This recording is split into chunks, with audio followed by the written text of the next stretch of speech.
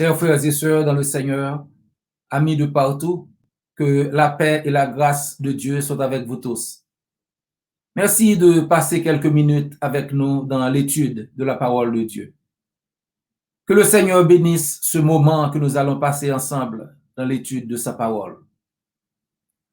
En 2 Timothée chapitre 2 au verset 15, l'apôtre Paul nous dit: « Efforce-toi de te présenter devant Dieu comme un homme éprouvé, un ouvrier qui n'a point à rougir, qui dispense droitement la parole de la vérité. » Dans cette optique, nous allons répondre aux deux questions suivantes. Il est assez clair, nous dit quelqu'un, que la Bible, la personne nous dit qu'il est assez clair dans la Bible qu'il faut être baptisé pour être sauvé. Mais comment doit-on se faire baptiser et à quel nom? Donc, les deux questions: comment doit-on se faire baptiser et à quel nom? Ces questions peuvent paraître assez simples pour certains, mais ça vaut la peine de réfléchir là-dessus. Comment doit-on se faire baptiser? Bon, le mot baptême même vient du grec baptizo. Par définition, ça veut dire plonger, immerger, submerger, comme dans le cas d'un navire coulé. C'est ça le mot baptême en grec. Donc, et ça a l'idée d'immerger, submerger, de plonger. Donc, le mot baptême ne veut pas dire aspersion. Et cet engagement est administré seulement à un adulte qui se repent de ses péchés et qui décide de prendre l'engagement de servir Dieu. En Acte 2, verset 38, et comme dans 1 Pierre 3, verset 21, eh bien, il faut repentir de ses péchés. Acte 2, 38, Paul Pierre dit: repentez-vous, il faut se repentir, repentez-vous, que chacun de vous soit baptisé au nom de Jésus-Christ pour le pardon de vos péchés. Et en 1 Pierre 3, 21, la Bible dit que cette eau était une figure du baptême qui n'est pas la purification des souillures du corps, mais l'engagement d'une bonne conscience envers Dieu et qui maintenant vous sauve. Donc, c'est un engagement. En Romains chapitre 6, verset 4, nous trouvons comment se faire baptiser. Comment est-ce qu'on baptise quelqu'un? Quelque chose d'extraordinaire s'est passé au moment de notre baptême. Mort et ressuscité avec Christ. Nous avons donc été ensevelis avec lui par le baptême en sa mort, afin que comme Christ est ressuscité des morts par la gloire du Père, de même, nous aussi, nous marchions en nouveauté de vie. Nous sommes devenus une nouvelle créature après le baptême. 2 Corinthiens 5, verset 17 dit: « Si quelqu'un est en Christ, il est une nouvelle créature. Les choses anciennes sont passées, voici toutes choses sont devenues nouvelles. » Et Galates 3, verset 7 dit comment est-ce qu'on est en Christ. Galates 3, 27. Rappelons en passant que nous parlons ici du vrai baptême, du baptême que la Bible enseigne, et non de ce qu'on appelle baptême des enfants ou présentation des bébés au temple, qui sont d'origine humaine et basés sur une mauvaise compréhension de la Bible. En ce qui a trait à la présentation des bébés au temple, par exemple, la Bible dit que cela se faisait sous la loi de Moïse. Et même lorsqu'on était encore sous la loi de Moïse, c'était seulement les mâles premiers-nés. Mâles premiers-nés. Les autres mâles, deuxième mâle, troisième mâle, quatrième mâle, etc., et surtout pas de femelles. C'était seulement le premier-né mâle qu'on devait présenter au temple. Et l'on devait aussi offrir des animaux en sacrifice à ce moment. Selon Luc 2, verset 22 à 40. Luc 2, 22 à 40. Alors, le baptême, c'est à quel nom? C'est la deuxième question. Quel mot faut-il prononcer lorsqu'on baptise quelqu'un? Il y en a qui croient que c'est au nom de Jésus-Christ seulement qu'il faut baptiser quelqu'un, et non au nom du Père et du Fils et du Saint-Esprit. Mais cette doctrine est fondée sur une mauvaise compréhension des Saintes Écritures. En Osée chapitre 4, verset 6, l'Éternel dit, « Mon peuple périt faute de connaissance. » Selon cette doctrine qui veut qu'on baptise seulement au nom de Jésus-Christ, c'est que Jésus-Christ lui-même est le Père. Et Jésus-Christ est aussi le Fils, et Jésus-Christ est aussi le Saint-Esprit. C'est ce que cette doctrine enseigne. Donc pour eux, le nom de Dieu est Jésus-Christ, est Jésus, et que les mots Père, Fils et Saint-Esprit ne sont que des titres que porte Jésus. Et en ce qui concerne le baptême, et cette doctrine raisonne que c'est seulement le nom de Jésus qu'on doit citer. Mais qu'en dit la Bible?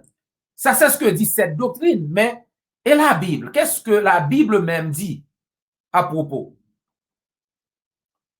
Comme dit notre frère Barry Bagot, il n'est pas possible de lire la Bible objectivement et d'en tirer la conclusion que Jésus et le Père sont la même personne, qu'il n'y a aucune distinction entre les deux.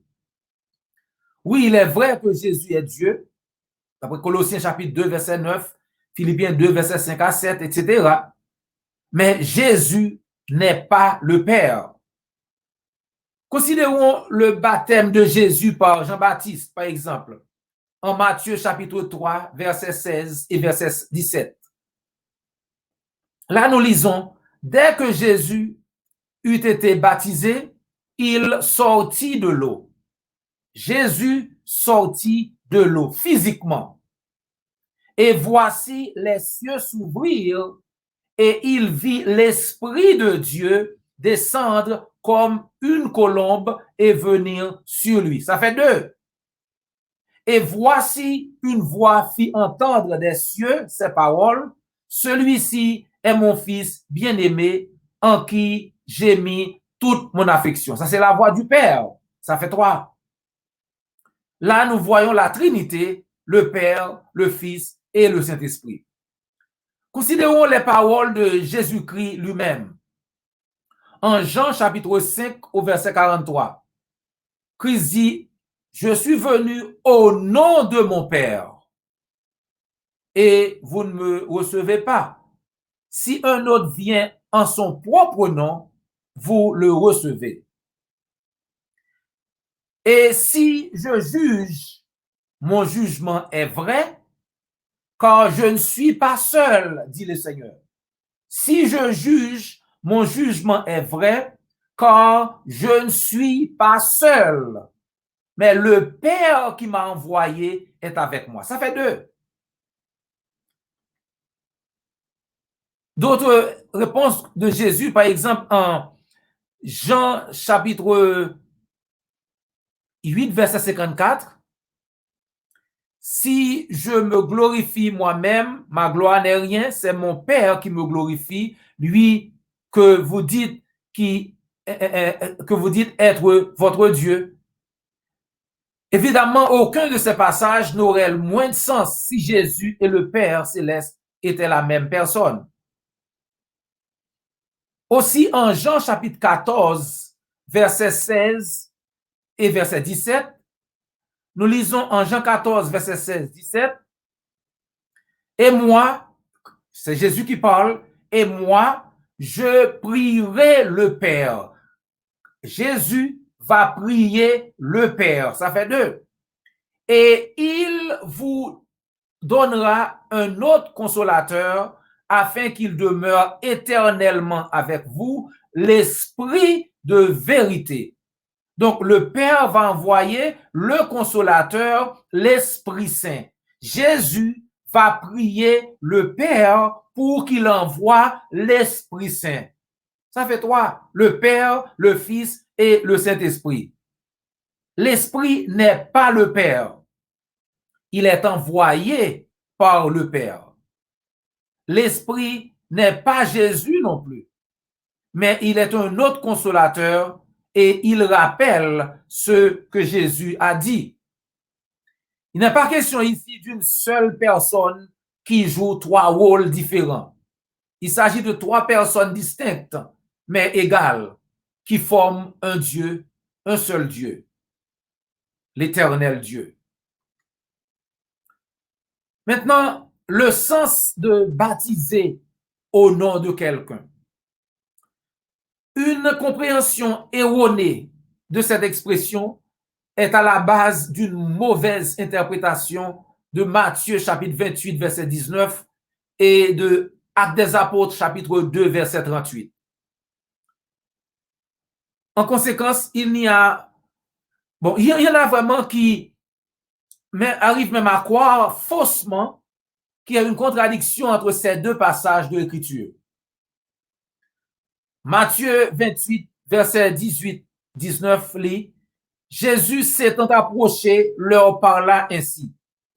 Tout pouvoir m'a été donné dans le ciel et sur la terre. Allez, faites de toutes les nations des disciples, les baptisant au nom du Père et du Fils et du Saint-Esprit. Ça, c'est le commandement de Jésus. Il commande, allez, faites de toutes les nations des disciples, les baptisant au nom du Père, du Fils et du Saint-Esprit. En Acte 2, verset 38, l'apôtre Pierre dit, repentez-vous et que chacun de vous soit baptisé au nom de Jésus-Christ pour le pardon de vos péchés et vous recevrez le don du Saint-Esprit. Tout d'abord, que signifie l'expression au nom de? Eh bien, disons d'emblée que cette expression veut dire par l'autorité de. Par exemple, en Esther chapitre 8, verset 8, chapitre 8, verset 8, nous voyons le roi, l'empereur Xerxès. Là, il dit, vous maintenant, rédigez des lettres concernant les Juifs comme vous le jugerez bon. Écrivez-les au nom de l'empereur et cachetez-les avec le sceau impérial. L'empereur donne le droit aux Juifs Mardoché et à Esther de faire une loi au nom de l'empereur. Donc, un document rédigé au nom de l'empereur, comme dit, et cacheté avec son sceau est irrévocable. Une loi écrite au nom du roi est donc une loi autorisée par le roi. C'est ça au nom de, autorisé par. Pour mieux comprendre baptisé au nom de, il faut comprendre la préposition grecque utilisée dans le texte. Ce n'est pas une seule préposition grecque qui traduit, qu'on trouve dans ces deux textes. Par exemple, en Matthieu chapitre 28 au verset 19, eh bien, nous voyons la préposition eis, qui veut dire en, dans la personne nommée. Ce sera mettre le baptisé donc dans la présence de l'Éternel, de la présence du Père, du Fils et du Saint-Esprit, comme Jésus l'a dit en Matthieu 28. C'est le faire baptiser dans la présence du Père et du Fils et du Saint-Esprit. Et puis, baptiser maintenant, c'est par l'autorité de. Lorsqu'on va en Actes des Apôtres chapitre 2, verset 38, l'autre préposition qu'on trouve, c'est pas eis, mais épi. Et épi veut dire par l'autorité de. Donc c'est pourquoi lorsque Pierre dit, repentez-vous et que chacun de vous soit baptisé au nom de Jésus-Christ, eh bien la préposition là, c'est épi, ça veut dire par l'autorité de Jésus-Christ. c'est-à-dire selon ce que Jésus lui-même commande. Autre exemple de au nom d'eux, par exemple, se trouve en Actes des Apôtres, chapitre 3, verset 6 et verset 16, en Actes des Apôtres, chapitre 4, verset 7, verset 10. Par exemple, lorsque Pierre a guéri un paralysé au nom de Jésus-Christ. C'est Acte 3, verset 16, verset 6. Et maintenant, arrivé au verset, et en Acte 4, verset 7, les chefs demandent, vous vous rappelez en Acte 3, verset 6, et lorsque le paralysé, lui, il pensait que Pierre et Jean allaient lui donner de l'argent. Et là, ils disent que de l'argent, nous n'avons ni argent, ni or, mais au nom de Jésus de Nazareth, levez et marchez. Donc, c'est par l'autorité de Jésus de Nazareth que la guérison a été opérée. Donc, mais en Actes des Apôtres, chapitre 4, verset 7, les chefs demandent par quel pouvoir ou au nom de qui avez-vous fait cela? Et au verset 10, Acte 4, verset 10, l'apôtre Pierre, qui est rempli du Saint-Esprit au verset 8, leur dit, c'est par le nom de Jésus-Christ de Nazareth. Donc, il demande par quelle autorité, et l'apôtre Pierre dit, c'est par le nom de Jésus-Christ. C'est au nom de Jésus-Christ.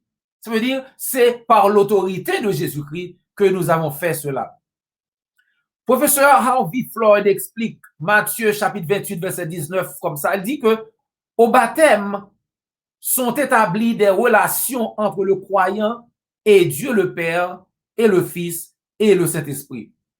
Et David Liscombe est un autre auteur qui soutient aussi cette interprétation de Matthieu 28, verset 19. Il dit que Jésus qui venait de dire toute autorité m'a été donnée dans le ciel et sur la terre, selon Matthieu 28, 18, c'est lui qui a autorisé les apôtres à baptiser les hommes maintenant pour qu'ils soient en Dieu ou en relation avec le Père, le Fils et le Saint-Esprit comme des rachetés. Donc, dans les actes, ces apôtres ont fait ce que Jésus avait autorisé. Ils ont prêché et baptisé en son nom, ça veut dire par son autorité, et ils baptisent au nom du Père, du Fils et du Saint-Esprit. Donc, comment se faire baptiser? Par immersion, comme l'indique même l'étymologie du mot. Parce que baptême veut dire plonger, immerger, submerger, comme dans le cas d'un navire coulé. Il faut beaucoup d'eau pour le baptême. Comme nous avons vu en Jean chapitre 3 au verset 23, Jean aussi baptisait à Hénon, près de Salim, parce qu'il y avait là beaucoup d'eau et on y venait pour être baptisé.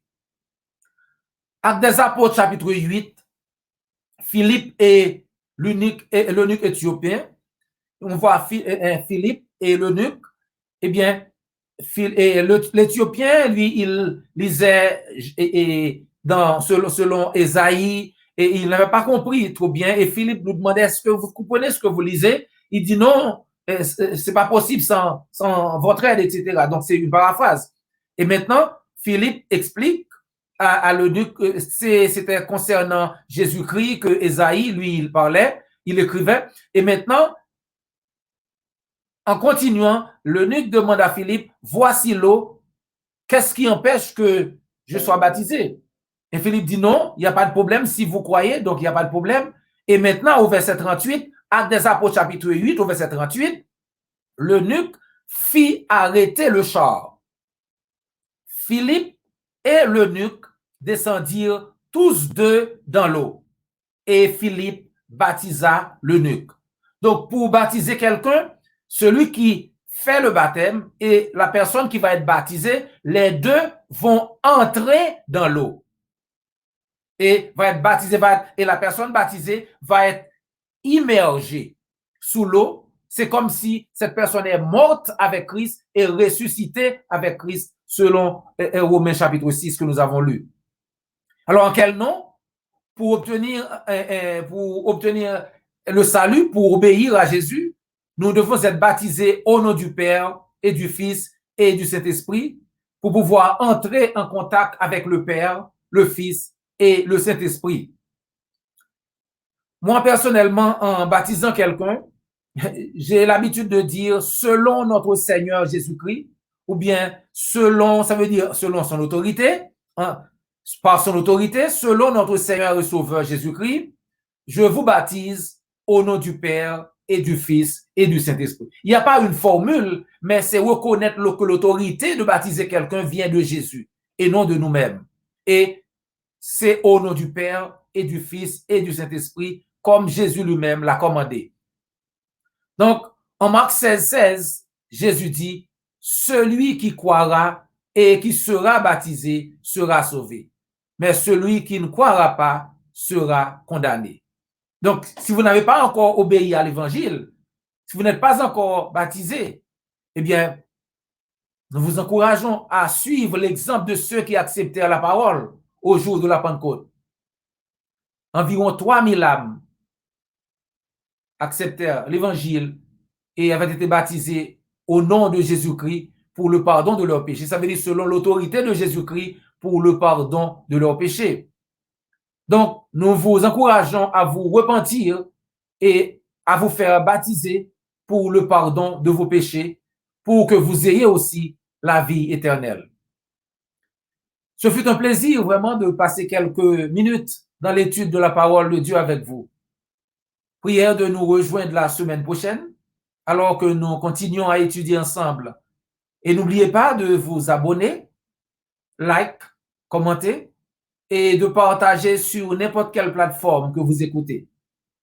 D'ici là, que le Seigneur vous garde et vous bénisse.